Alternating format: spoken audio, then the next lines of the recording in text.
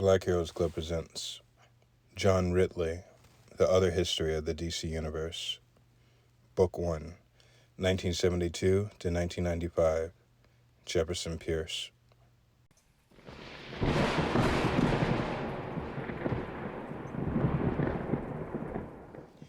More than any other thing in life, I wanted to be superhuman.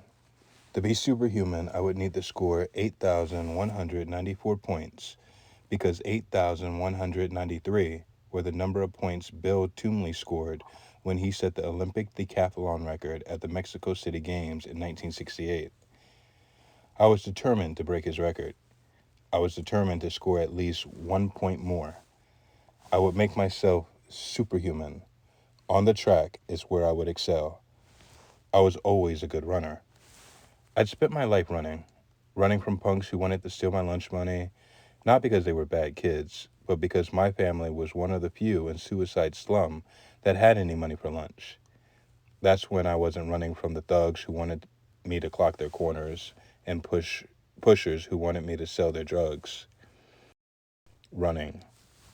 Running that one time somebody said, "Jefferson, get yourself down to the corner. Your dad's been shot." I ran hard that day. I ran as hard as I could.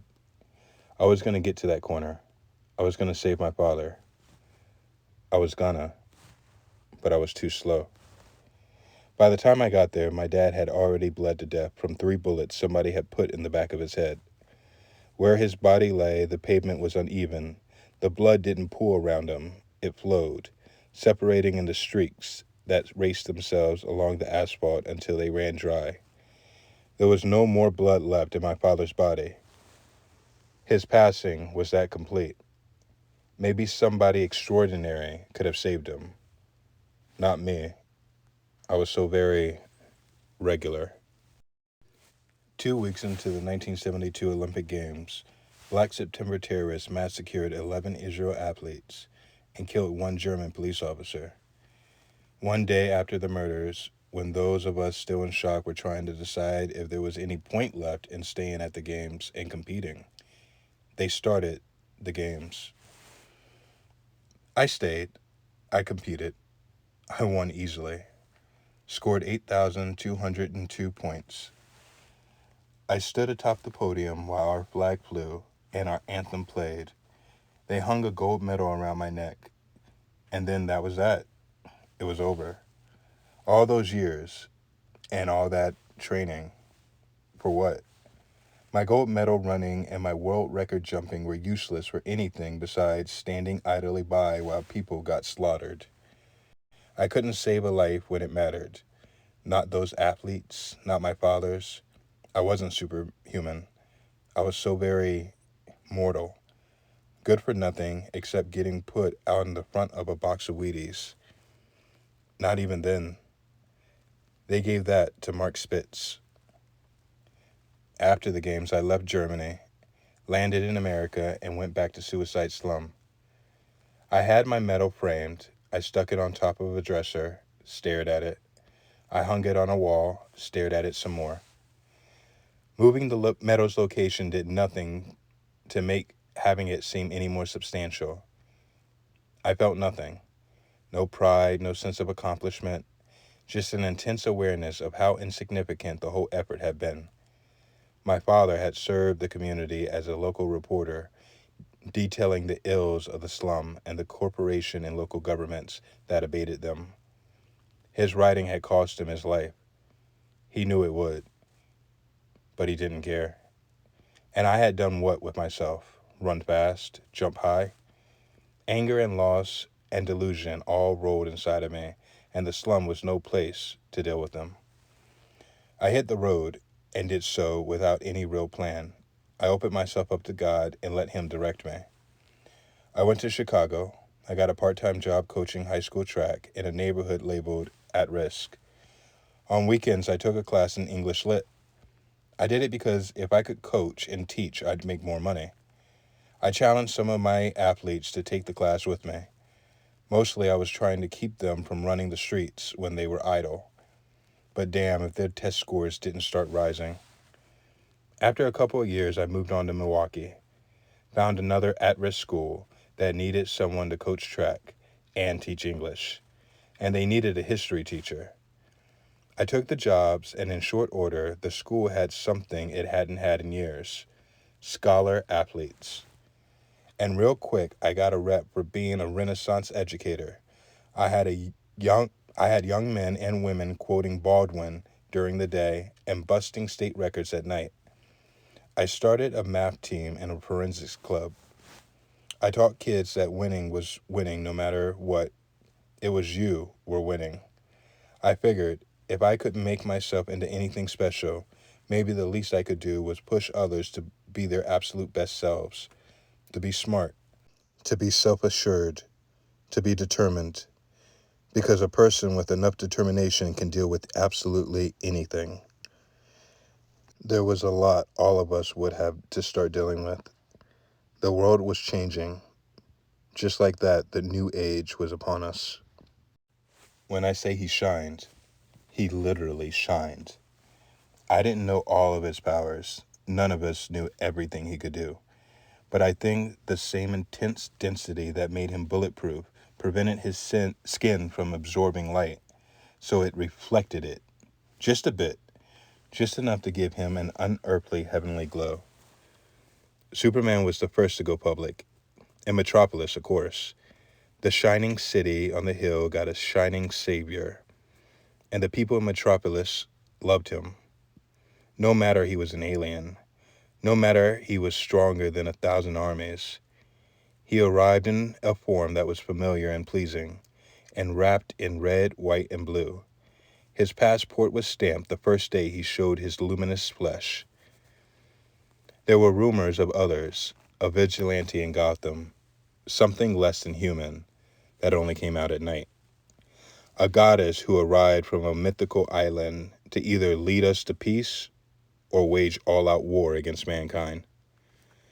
And with them came the new age, the dawn of the superhumans, colorful costumes and code names, battles against off-world menaces and psychotic geniuses. It was like an alternate reality had parked itself in our space. But for all the ways our reality had changed, I still had the same haunting dream every night. The pavement was always slightly angled so that the blood flowed over it, bright scarlet on dark asphalt that shined like black ice. The blood came from my father, who lay dead, hands curled and fingers bent as though he had gone out trying his darnest to hold on to life. He was a fighter like that. Toughest person I ever knew.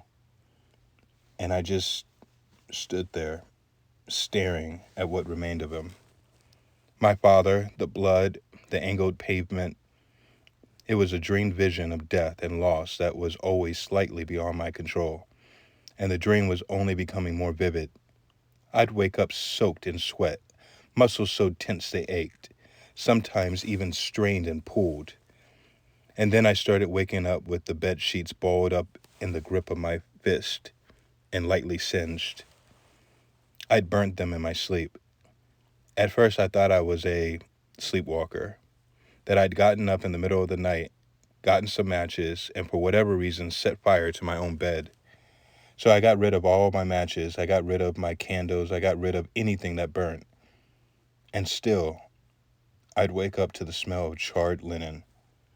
That anger inside me, the frustration I felt over my own perceived uselessness. I was literally being changed by the rage. I didn't know what to do, or what doctor to go to, or how to tell them that somehow something was happening that I couldn't understand, and I could not manage it. Days were not so much an issue for me. Even conscious and aware, I couldn't summon the fire. But at night, my unguarded mind found a way to flip a switch and turn it on.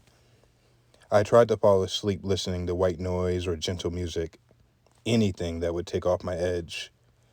Most nights that worked, a lot of nights it didn't. My home remedy became sleeping in the bathtub and using a roll of tinfoil as a blanket. I was a freak. Well, if it wasn't for the new age, where so much went unexplained, I'd have thought I was a freak. As it was, I was just a black man who spent his nights sleeping in his bathtub. The Pig and Whistle on Milwaukee's Capitol Drive was the kind of diner that excelled in offering decent meals in generous portions at reasonable prices. As a guy on a teacher's income, the Pig and Whistle became the joint where most mornings I would come around breakfast, and most mornings my breakfast was good, if unremarkable. Except for one morning.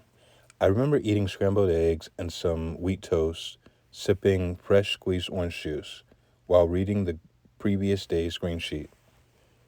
What I remember more than anything is looking up, and across the way, I saw Lynn. We exchanged a glance that lingered too long and ended rather awkwardly. Still, I worked up the nerve to slide across the counter and small talk with her. I was never much good at banter. Knowing I'd probably come off as self-conscious, I promised Lynn I would be more charming on our first date. She laughed, shook her head to the negative as though discounting that I could ever be charming, or more worryingly, that she would ever be caught dead on a date with me. But she said yes. Lynn became my friend. She became my partner. She became my very literal better half. Lynn's disposition elevated my own. She didn't tolerate my bad habits, but accepted my failings. And God knows I had so many of those. When I gave in to anger, she cooled me. When I fell into despair, she lifted me. With Lynn, the fires I could not control began to subside. We married. I wore a cheap suit, and she wore a modest dress, but we were cloaked in love. Our vows before God were simple, that we would cherish each other always and in all ways. Lynn said, I do, and life began. We went back to Suicide Slum, myself, Lynn, and our firstborn, Anisha. We went back because I'd been hired as a teacher at Carver High School. I went back because I needed to explore my past. Car parked with our belongings, we headed across country. Arriving at the city, we turned off the parkway and exited at MLK Drive, named for a champion of social justice. The street had become the unofficial DMZ, between the haves and the haven't-gots. In Suicide Slum, the people had pride. They had will. Beyond that, if a bomb dropped, it could not have done more damage than what had been brought on by government disregard and bureaucracy neglect. Grown men panhandled because good jobs weren't to be found. Young kids stole because they could do better thieving than they could living honestly. Those who could get out of the slum had already left because they'd rather chase the possibility of hope than live in the certainty of urban decay. And right there, right in the slum's eyes line, was Metropolis. Metropolis had flourished in the new age. It glowed with vibrancy the same way Superman did. There weren't any supermen in Suicide Slum to deal with the blight and crime and struggling schools. Just everyday folks trying to survive. So much to do. So damn much to do. Take it slow, Lynn told me, looking out the car window, but reading my mind. Take it slowly. Take it slowly, I said again, speaking mostly to myself. Jon Stewart was the first of the superhumans who looked like the rest of us, born allegedly without fear, armed reportedly with a ring whose power was only limited by his imagination.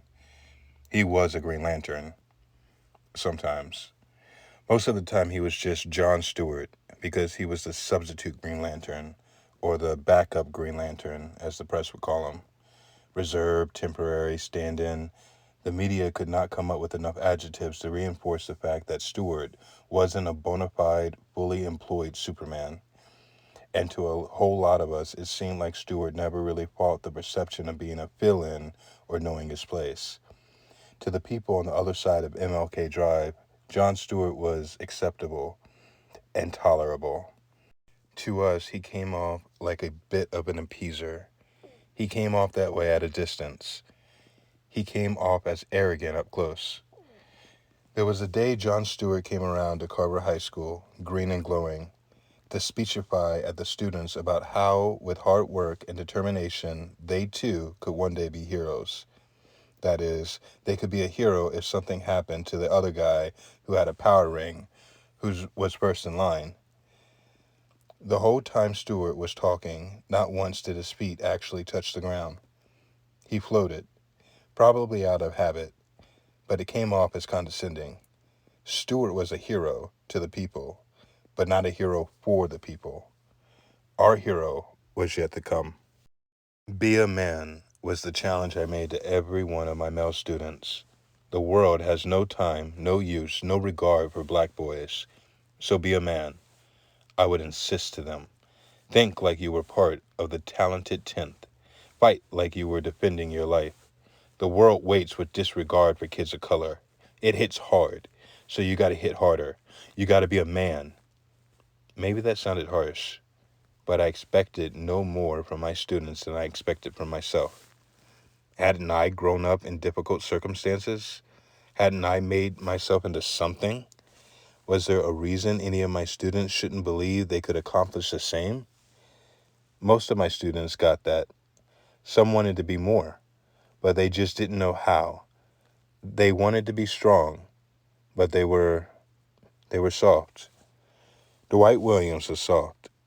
Dwight was a good kid from a fatherless home, same as too many boys in the slum. He had no role model to show him what it meant to actually be a man. Quiet when he should have been fierce, Dwight let himself get pushed around at school when standing firm would have shut down the problem before it started. He could either learn that too late from gang members who tried to get him to thug up, or he could learn it from me. So I rode the boy. I worked him hard in class. I recruited him for football and put him on the D-line, where he learned to take hits. If I saw Dwight getting bullied in the hallways, I didn't step in. I wouldn't let the boy get hurt, but I'd give him the chance to fend for himself. One day, Dwight's mother came looking for me. She wanted to know why her child came home from school most days feeling beat down. With respect, I walked her through Dwight's classroom achievements and what he was accomplishing in his extracurricular activities. Dwight had done more in his last semester than in his 2 previous years of school. And if he was feeling beat down now, well, life was not favorable to young black boys who couldn't learn to handle themselves. So I told her, ignore his complaints. I was doing all I could to make him a man. Dwight's mother stared at me for a moment, and then she left. A week later, she had Dwight transferred to a magnet school in Metropolis. It was a shame to me that a parent could not see the mistake they were making with their own child. The news was of such great magnitude, all 3 networks cut into their primetime broadcasting to carry the announcement. The anchors wearing thoughtful expressions and using distinguished tones as they spread the word to viewers at home. The superhumans had come together as one. Superman, Batman, Wonder Woman, Aquaman, Flash, Green Lantern, and the Martian Manhunter. No longer disparate individuals. They had become a league of heroes. The formation of their supergroup was supposed to have been a spontaneous event. The cynics knew better. It was the bicentennial year, more than halfway through the 70s. And what did America have to show for itself? Watergate and urban terrorism, gas lines and WIN pins, and New York going bust, a humiliating withdrawal from Vietnam. Even in the New Age, America felt like an old imperial power struggling to justify its relevance. We needed something to aspire to, something to believe in. We needed a Justice League of America to remind us of all that was great about America. Apparently, what was great about our nation was that all of her significant heroes were mostly male. And except for the dude who was green, they were uniformly white. As a team, the Justice League fought Starro and Despero and villains from the outer edge of the universe who were trying to enslave all of humanity. The league didn't do much about the drug dealers from around the way who were trying to peddle dope in schoolyards, or about thugs that got over robbing liquor stores. None of that apparently warranted any justice. Yeah, well, let them do their thing. The rest of us had our own battles to wage. The 100. 100% thug, 100% hood. They were the gang behind almost 100% of the crime and suicide slum. All the drugs, most of the murders.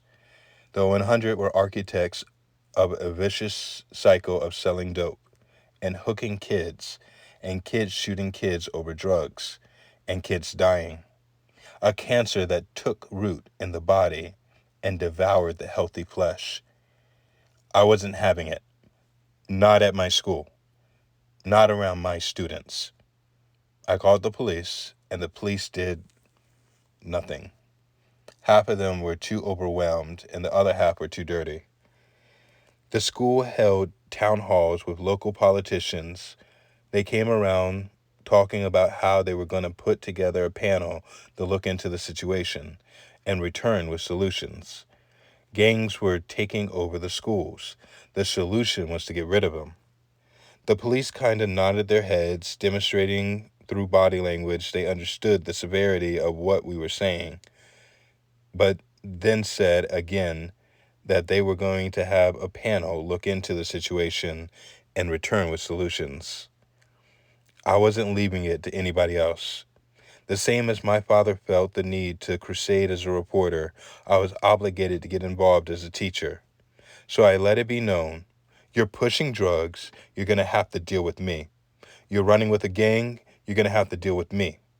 I compensate dope, I kick butt. All the while, I felt my body crackle with the electric fire pulsing inside of me. I don't know where it came from or what triggered it, but unlike when it arrived to me in nightmares, when the fire came while I was running off thugs, it felt good. And what else felt good? After years of wallowing in my own sense of insignificance, I finally felt like I was making a difference. I believe in God. Let me just say that. And then let me tell you about Earl Clifford. Earl Clifford was about 6'4", 210 pounds, all muscle, leathered in football, leathered in basketball, straight A's too, and not in classes that were easy. His A's were in calculus and AP history. Earl always said he wanted to be the next Jeff Pierce, which was a hell of a thing for him to say because I didn't think Earl would ever let Earl compare himself to anybody who wasn't Earl. Earl talked about himself in the third person like that. Earl floated through Carver High School with a girl under each of his outstretched arms, a girl of any race, of any faith, of any background. He was progressive in his own ways and fearless too. He tipped me on which students were pushing for the 100. Earl wasn't a snitch, but he wasn't going to let little brothers and sisters get turned into users and dealers. Earl Clifford was my kind of young man. Elevated, accomplished, hard, not soft. The 100 lynched Earl Clifford. Dang. Some 100 thugs found out Earl was helping me and chased him into traffic where he got run over by a car. They strung up what was left of him in the school gym, broken, bloodied, 17 years old, and he was dead. Not at the hands of some bigot or racist. Our own hands had done this to him. We were killing each other. And for what? Why? It was a message sent directly to me. You mess with the 100, we'll go after your kids. You mess with us, we'll mess up your whole entire family. We will let you live long enough to see everything you care about taken from you. In my father's day, the thugs in the 100 were just tough enough to shoot an honest man in the back of the head. Not anymore. They developed into something that saw no distinction between man and boy. What kind of animal kills a child? What kind of beast takes the lives of our youngest, that fire inside of me, I could no longer ignore it. It begged me to let it burn. I believe in God. I would tell you with every last fiber of my being, I believe in God. I believe God put me here to slay the beast and bring some sense to a world that seemed completely senseless. By every measure, Peter Gamby was a crafty man. A tailor by day, he was crafty with his hands. Equally, Peter was crafty in ways that made me think his soft voice and quiet demeanor were as much an affection as the measuring tape he constantly wore draped over his shoulders like a preacher's vestment. Peter was a friend of my father's. He was with my father at the inn. I trusted Peter with my life, and I placed my life in Peter's hands. I told him what I was up against with the 100. I told him about the electric fire that burned inside of me, that I couldn't control it, but that there had to be some way to use it. Peter cautioned me against acting out of guilt, but he accepted that I couldn't be swayed. So he made me a Kevlar woven costume to protect my flesh and hid my identity. He fashioned a current modulating belt to help me control my abilities. I never asked Peter where he learned his craftiness. His skills fit my need, and that was all I cared about. Peter gave me one more thing, a quote to inspire. Justice like lightning ever should appear to few men's ruin, but to all men's fear. Justice like lightning ever should appear to few men's ruin, but to all men's fear. This was the age of superpowers and code names. I had powers.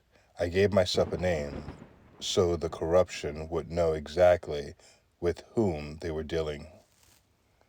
Black Lightning. My first night as Black Lightning, I went at 100-foot soldiers.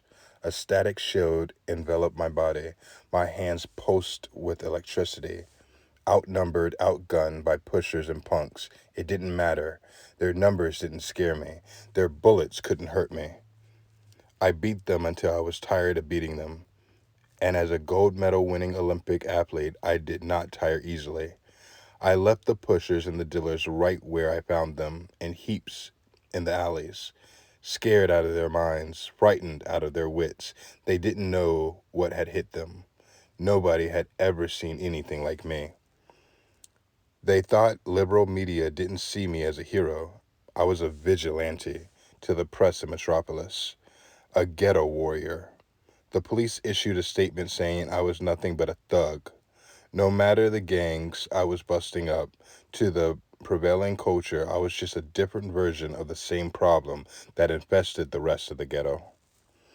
Batman got to be the Dark Knight. I was just a black menace. Superman came looking for me.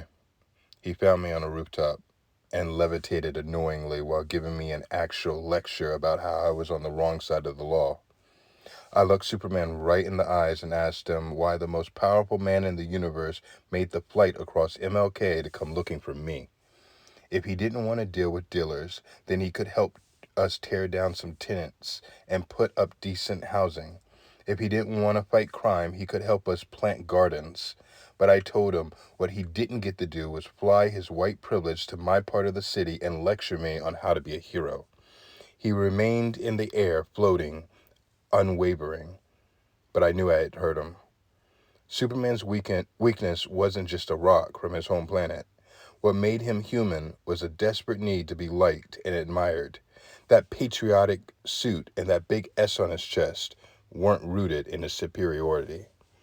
They were manifestations of guilt and self-doubt and the need for outside validation. I didn't really blame him. He was the last of his tribe.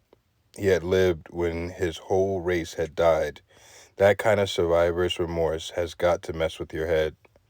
I know outliving my father had messed with mine. Superman gave me his full regard. I figured those eyes of his were about ready to start sparkling and fry me. but he did nothing more than lift up into the air and fly away. I thought at first I had beaten Superman back, but then I realized I had done no such thing. I couldn't contain myself. I couldn't keep up the pace. I spent my days teaching, my nights mixing it up with the punks, which left only the early mornings for me to recover. In the darkness of the hour, I would come home bruised, cut, bleeding. Sometimes so confused I needed every piece of furniture between the front door and the living room to help me stagger to the couch. The couch had replaced the bed as the most likely location for me to sleep off the night and be up in time for classes. I had to be up for classes. I didn't have the luxury of telling my editor my frequent absences from work were because I was off on assignment. I couldn't hide behind the guise of being an alcoholic, multi-millionaire playboy. I had to rest as best as I could, then get up and teach. I hit the cushion by 2 a.m. Lynn would be shaking me awake by 5, jangling me, asking me if I wanted pancakes or scrambled eggs between looking over my swelling jaw or bloody knuckles. Lynn said little about the wounds I collected nightly, but her quiet was just some passive aggressiveness that advertised that what Lynn was thinking. Her husband, the teacher, mentor, Olympic gold medal winner, had become a late night drunk, barely able to get his act together in time for morning classes. To the world, I was starting to look like a stereotypical black man who couldn't figure out how to live on the level. I could have told Lynn how I spent my nights. My body is wired with an electric charge I can barely control, that most times I don't want to control because the only satisfaction I get is from beating down punks, and the reason I had to hide my identity is because I already got one of my students lynched. How would that make her feel? What does that kind of brutal honesty do to a marriage? I think it would pretty much destroy it. So I kept on hiding what I was. I told myself, for the sake of Lynn and Anisha, the best thing I could do was live my life in secret. The principal of Carver pulled me aside and told me an official from the state's Department of Education had called for a mandatory school-wide assembly. The faculty and staff, the students, we all dutifully filed into the gymnasium and filled the bleachers. There was a hubbub among the kids, like they already knew what was up. How many times had they been pulled together by state officials only to be informed of the many ways they were failing as a community? In the gym, taking up space directly at center court, came the man from the Department of Ed. He started in with a preamble of the history of Carver High, the school's elevated dropout rate, the GPA test scores that ranked lowest in the nation. I got ready for the man to tell us all how the state was going to step in and take over, or start pushing these kids all the way across the city to some school in Metropolis where they could be outsiders as much as students. And while I was running through all the worst case scenarios I could conjure, I looked across the gym and saw Lynn standing with Anisha. What the heck? Why would Lynn and Anisha? And right then, the man started talking about how low test scores and high failure rates were becoming a thing of the past at Carver. How over the last few years, Carver had experienced some of the highest rises in grade point average, had graduated a greater percentage of students, had one of the sharpest rises in students who'd gone on to secondary education. What the man said next hit me in a barely comprehensible jumble. Voted unanimously Teacher of the Year, and the students started chanting, "Mr. Pierce, Mr. Pierce." And I choked up, and I cried. And Lynn hugged me, and Anisha held me, and I hugged and held them back. And the students kept chanting, "Mr. Pierce, Mr. Pierce." In time, I didn't need Peter anymore. I didn't want anything to do with him. I didn't want anything from the man I'd come to learn had murdered my father. Peter at the time was a 100 hit man. His unassuming demeanor, his mentoring nature, I don't know if that was guilt or remorse, or if he was just trying to buy his way into heaven. It didn't matter. It did not matter.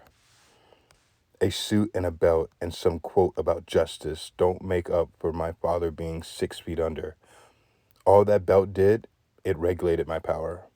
While I was no longer looking to be kept in check, I was holding onto more hurt and anger than I knew how to carry, and I wasn't going to carry it alone. I passed it on to punks and thugs.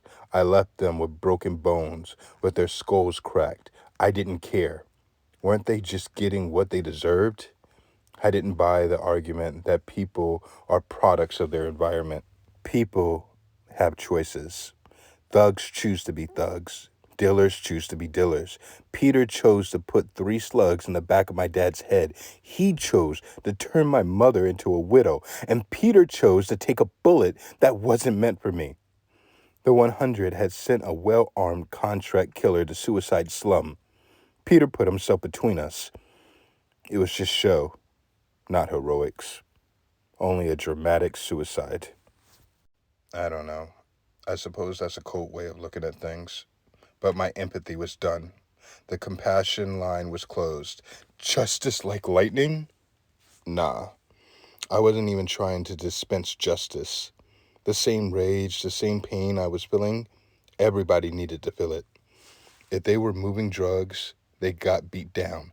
If they were in a gang, they got beat down. If they were a part of the syndicate that was enabling the punks on the street, I would look them up and beat them down.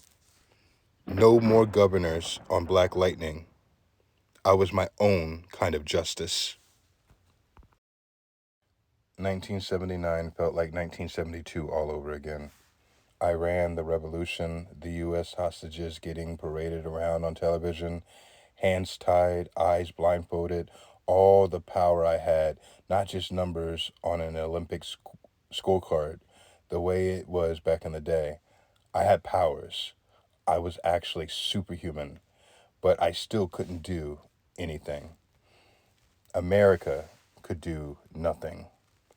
The Justice League could have done something. The Justice League could have popped across the ocean, set things right, had those hostages home by dinner time. As a nation, we collectively waited for our superhumans to do something. They did nothing. Well, nothing except come out with a press release saying that they were a non-political body and their actions could be constructed as a political statement. So they chose to remain neutral and encourage diplomatic engagement. I wonder which one of them wrote that. I get Batman wouldn't be down for political action. All he cared about was street fighting. Superman was angling for a Nobel Peace Prize, so no way he was starting a war. But Wonder Woman was literally a warrior princess, a sword in one hand, a shield draped around the other.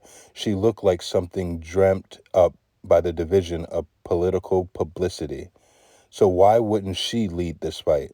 Why wouldn't she go into battle? What's the point of having weapons if you're not going to use them? The more I considered the Justice League, the more I was delusioned by them. Were they all just fakes? If it wasn't some Nubalis threat that stepped out of an interdimensional portal, would it even rate their attention? Because I can tell you, neither drugs getting dealt on the street nor Americans getting humiliated overseas seems to get much action. 1979 was just like 1972. The years dragged on, and circumstance only seemed to become more trying. Halloween came around. The Pierces as a family stayed home to welcome trick-or-treaters. Len dressed up as Foxy Brown, and I got down as Jim Kelly. Anisha was a little gray Coleman. In the first batch of kids to come around, there were ghosts and goblins and a couple of pirates. One little kid was wearing a Jimmy Carter mask. Sometime during the night, our doorbell rang, and I answered it. And waiting with a little plastic pumpkin already half built with Snicker bars and Milk Duds was a 6-year-old boy decked out like Black Lightning. Trick or treat, he said. My hand hung in the air. I was too taken by surprise to perform the simple act of dumping candy into his pail. Without meaning to, I asked who he was supposed to be. He said, Black Lightning. You want it to be Black Lightning? Yeah, he's bad, the boy said with the enthusiasm of a kid talking about Reagan Jackson or Kareem Jabbar. The good thing, the good kind of bad, the young man's father clarified on the chance I was lacking in hipness. I dropped the candy in the pail. The kid ran off. I asked the father, You don't mind your son dressing up as a vigilante? The man gave a laugh. Mostly it was a good natured, but it also signified a little brother, he said. Brother, he said. A year ago, it was too dangerous at night to even take our son trick or treating. Not anymore. Black Lightning did that. Over the course of the evening, another 70 or so kids and their families made it to our door. Lynn and I passed out candy until all our bags were empty. I put Anisha to bed, sat with her, rubbed her back until she drifted off to sleep without a care in the world. The words of the young boy's father kept playing in my head. Black Lightning did that. I'll say, truthfully, as a happily married man, that Marie McCabe was maybe the most handsome woman I'd ever met. Different from being beautiful, and she was that as well. Marie had a strength to her features, best described as a handsome version of attractive. Marie was waiting for me in my office. She presented herself without pretext. She said in a voice both low and steady, Look, I know you're Black Lightning. The 100 had sent assassins to kill Black Lightning before. I tensed and got ready for the situation to jump off. Marie gave me a little smile, assured me she meant no trouble. She told me to relax. I did no such thing. Lightning crackled just below my fingertips as I asked Marie how it was she thought she knew I was secretly some other individual. She said it was my smell. Marie told me about a story about the African god Anansi the spider, which may or may not have been an alien. She told me about the Tatum totem she'd been given by the Anansi and the powers that came with it. She could tap into to give herself the power of any animal on the planet.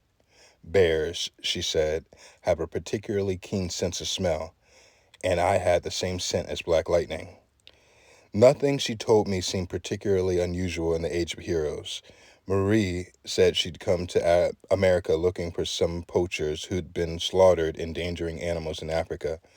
She'd found them. She'd dealt with them. She kind of enjoyed the feeling that came with dealing with them. So, with all that was going on in America, the Justice League and whatnot, Marie was considering staying, finding other kinds of people who needed some dealing with. I told her as she was thinking of taking her totem, giving herself a costume and code name, I didn't think it was a very good idea. The Justice League seemed like a closed shop, and even if they would have Marie, she'd just be a diversity hire, a Jon Stewart type, reservist who would be given opportunities based only on the absolute desperation of the situation. An African woman trying to get in the middle of that? I shook my head. She wasn't going to get any respect. I'm not sure what kind of response Marie was expecting. She mulled mine over, thanked me for my time, then headed from my office. Such a curious woman. I genuinely felt bad there wasn't likely a way for her to put her skills to good use. Lynn and I welcomed our second daughter, Jennifer Pierce. She arrived just in time. I was breaking apart. My marriage to Lynn was frailing. Too much time spent trying to make Carver High a better school. Too many nights out trying to make the slum a better place. Poor Anisha felt so alone and isolated. And then Jennifer came, an expression of my and Lynn's love, the personification of our relationship, a new bond to help hold us all together.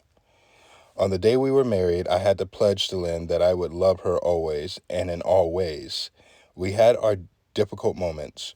We've had our struggles, but when you create life together, you repeat the vows spoken before God. With the birth of Jennifer, we were committed again to each other. I knew whatever was put before us, we could overcome.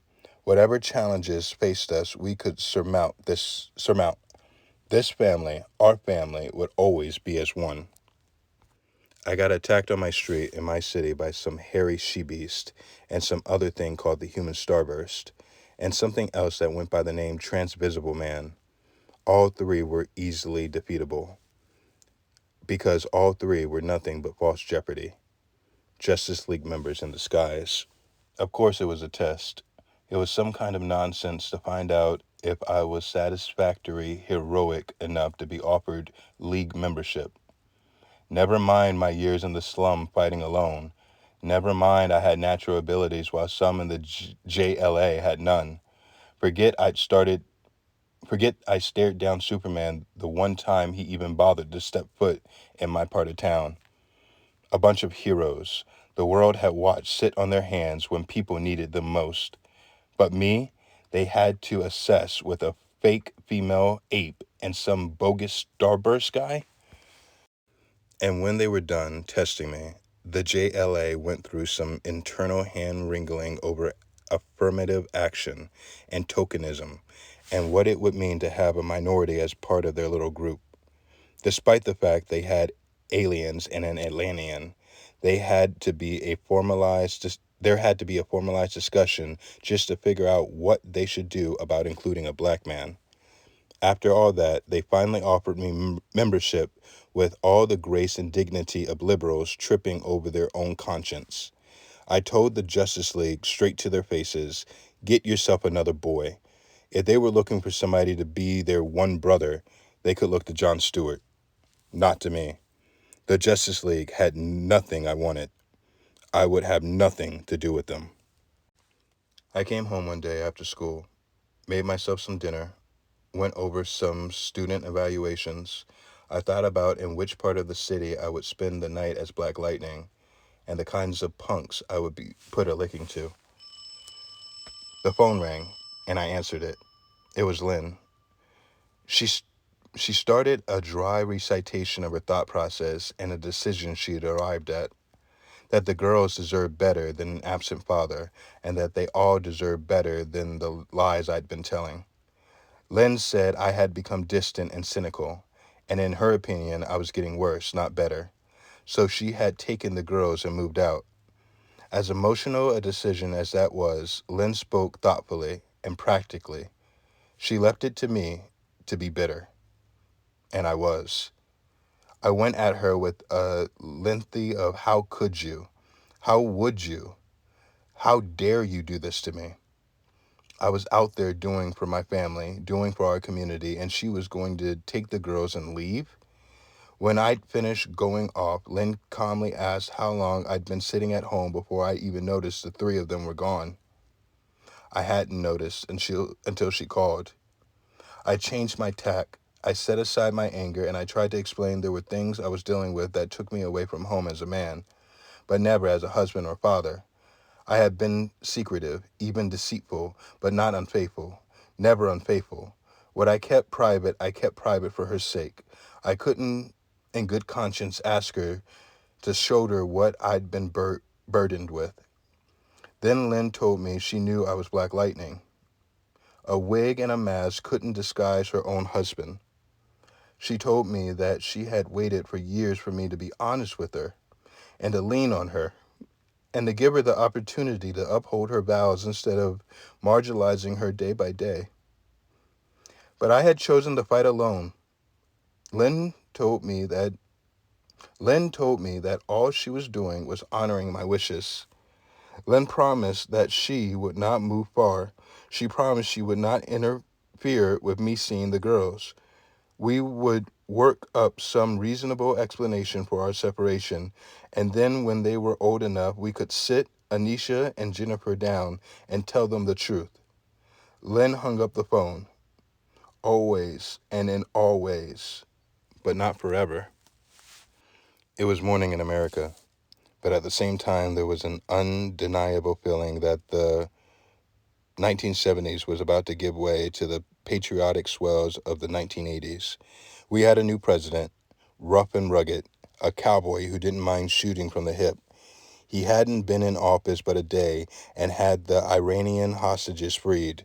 The government in Tehran feared him that badly. The president was giving the nation pride again, talking about family values and a moral majority, and how the greatest villain we collectively faced wasn't Brainiac or Sinestro, but the welfare queens who fed parasite like off of the honest taxpayer. I was conflicted. On the one hand, it was good to have a strong leader who espoused moral values. On the other hand, it was hard to reconcile that he'd kick off the presidential campaign espousing those values where 3 civil rights workers had been murdered outside of Philadelphia, Mississippi. The 1980s were going to be very challenging times. Superman. The decade was made for 6 feet 3 inches, 235 pounds of blue eyed, chiseled jaw heroism. Big Blue, the Boy Scout, the man of tomorrow. He wasn't just Metropolis' savior anymore. He was the savior of a nation who openly bragged of fighting for truth, justice, and the American way. After our Vietnam humiliation, and as Japan was snapping up all of our real estate, for a lot of people, it was real comforting to know that the Anglo-Saxon kryptonite influence wasn't waning. And then there was one more thing Superman provided to inspire us. All of a sudden, out of nowhere, Superman had a cousin. No longer the last of his distant planet. He had a blood relative who was young, pretty, and equal parts completely invincible and agreeably non-threatening. And like Superman, Supergirl spotted a uniform of patriotic colors. Not just one great American savior. Now we had two. I was happy for Superman. Even if I figured him as mostly an out-of-touch square, I was happy that there was one other person he could connect to. But even as superhumans were appearing with regularity, Supergirl's presence stood apart. She was unique in the way that Superman publicly presented her with great emotional fanfare. Like the royal wedding in England that captivated our attention, Supergirl was a fairy tale existence. She arrived full of light and life and curiosity. Her story of survival and endurance fit the narrative of America. Doesn't matter where you come from, ours is a land of opportunity. Even though I'd grown a little cynical, I could see the pride and joy Superman took in his cousin. To lose all you had in life, only to find out that you're not alone? Who couldn't believe, if only for a moment, that this wasn't really morning in America again? There were a couple of punks on an elevated train. One had a gun, the other had a knife.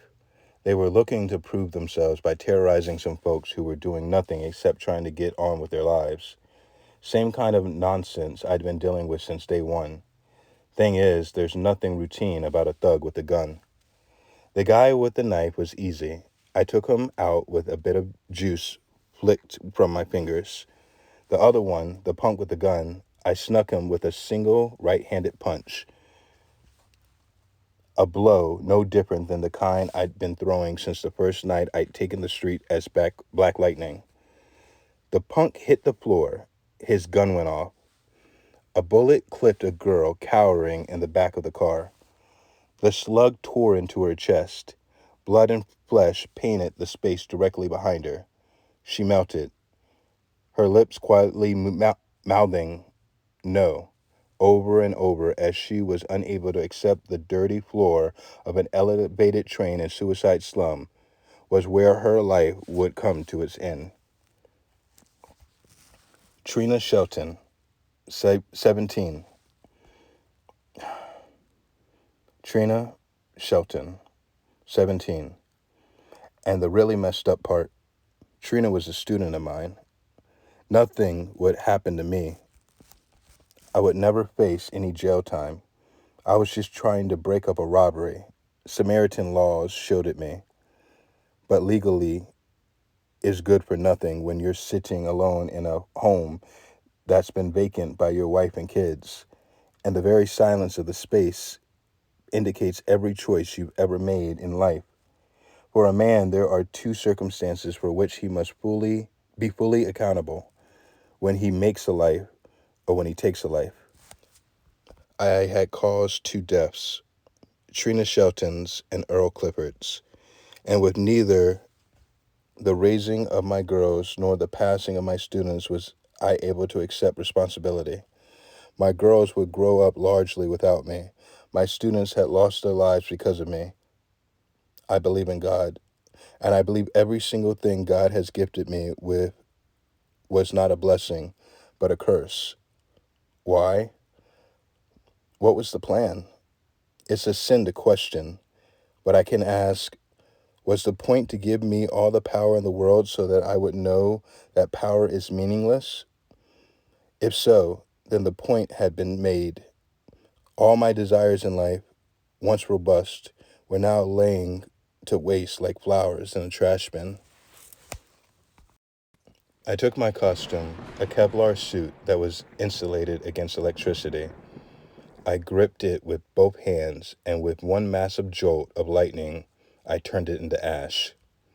I was done playing at being a superhero. For the first time in a long time, I was going to face life just as Jefferson Pierce. I put all my energy into being me. It wasn't a selfish act. I had to get myself correct before I'd be any good to anyone else. Nights were the hardest. Days I could distract myself with work. But alone in my house at night, I would trip over things. Not really objects, just pieces of a shattered past that lay scattered around me.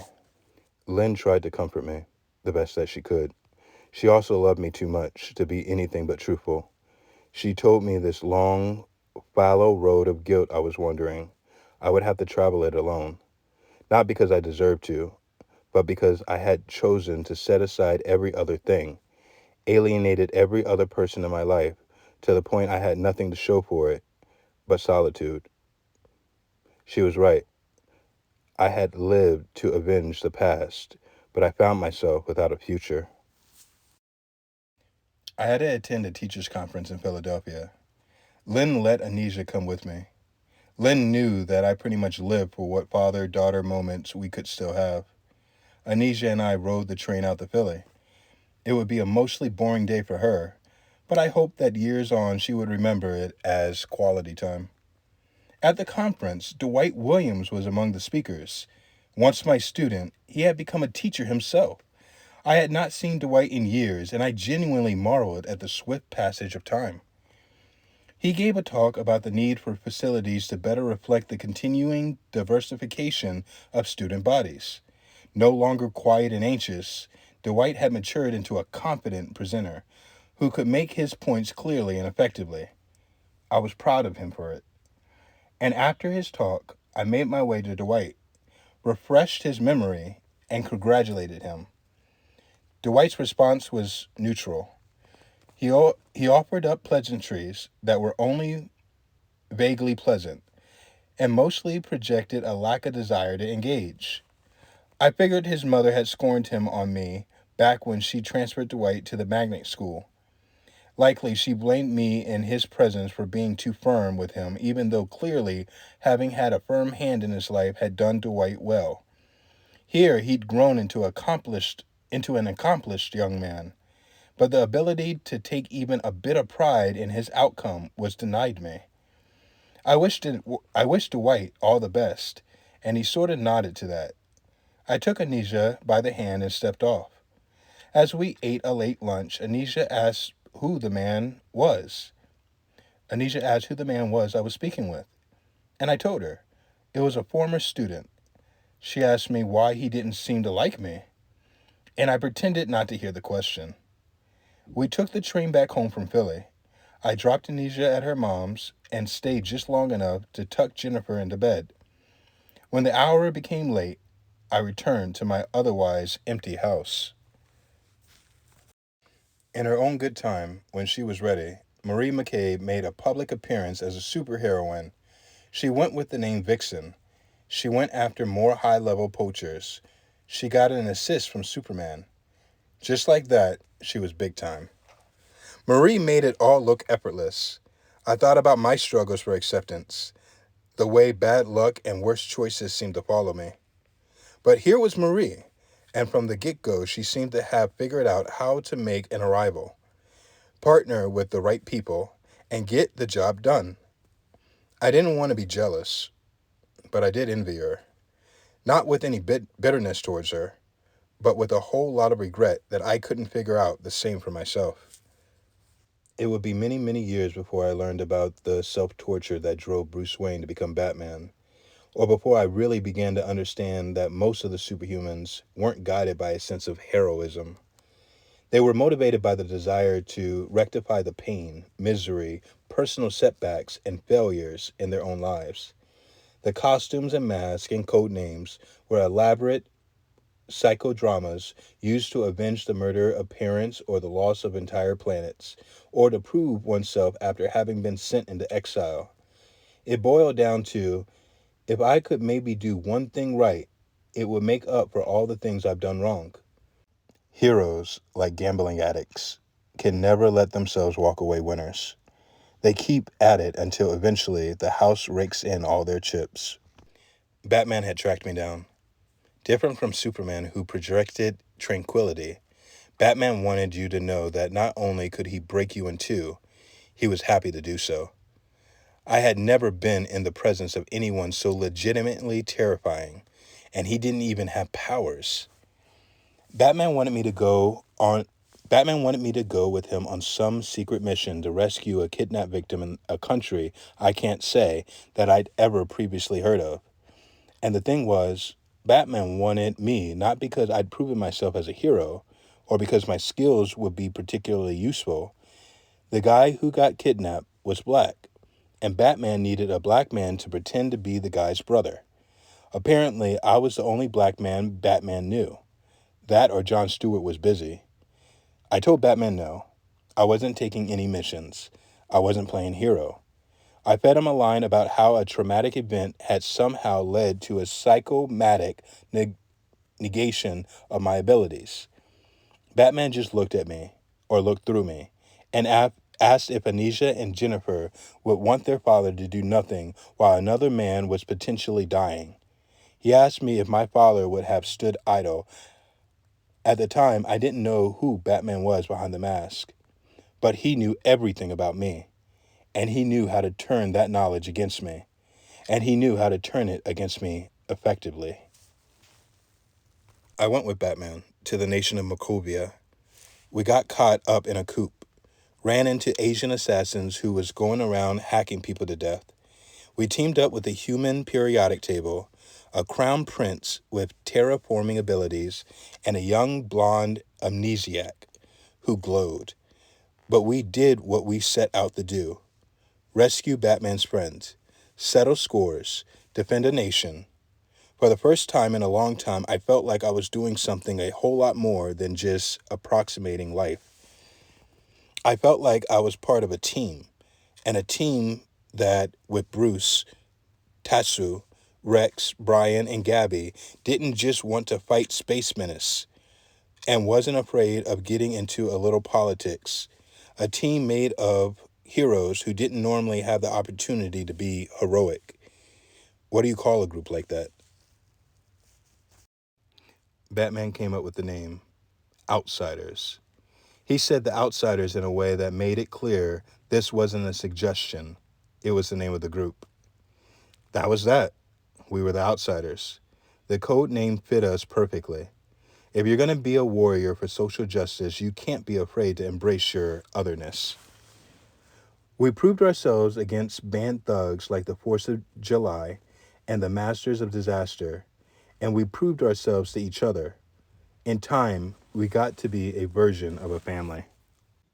A family was something that I hadn't had in many years. There was a day that I was talking to Rex. We were doing some catching up after another cosmic event villain had tried to take over the known universe. It was an off-world thing, and the Outsiders didn't have much to do with it. While we were talking, Rex told me about all that had gone down.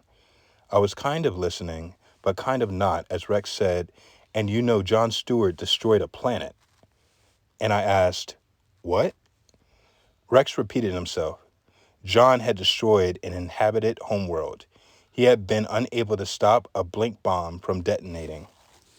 The explosion incinerated half the planet, turned its core into antimatter, knocked it from its orbit, then sent it spiraling into its sun. It was that comically tragic. It was that insanely pathetic. I couldn't imagine what John was going through.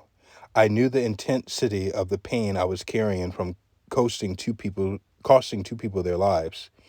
What was it like to be responsible for the deaths of a couple of billion?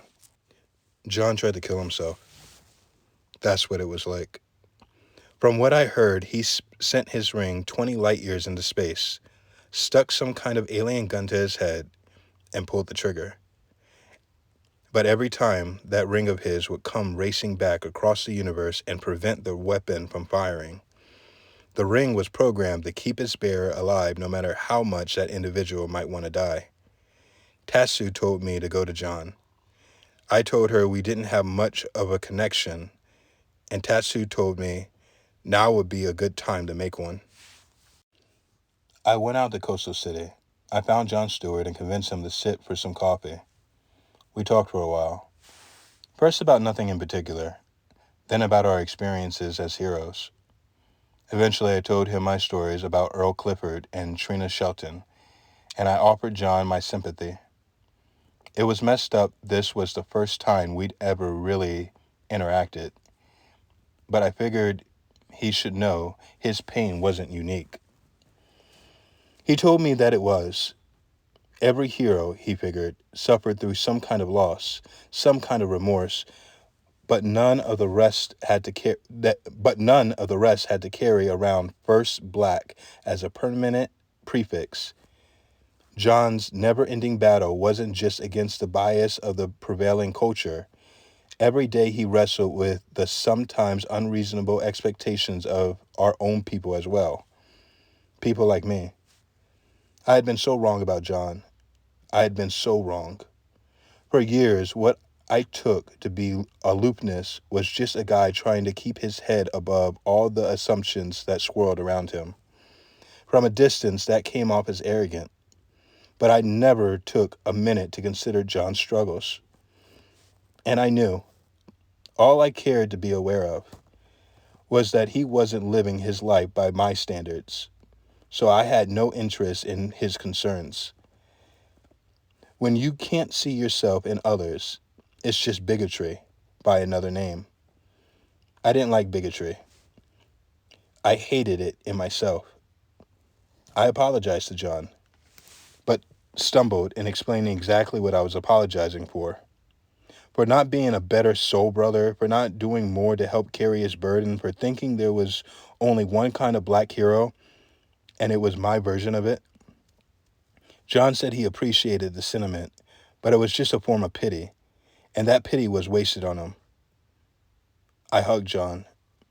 I offered him the fundamental human connection I should have put forth years ago.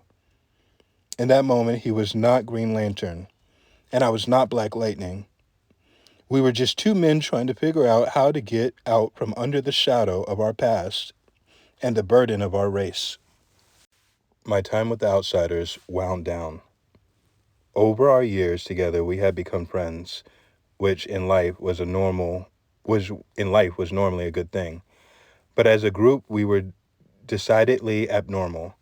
Being friends just intensified the feeling that we'd become too emotionally dependent on each other and were sinking into each other's abysses.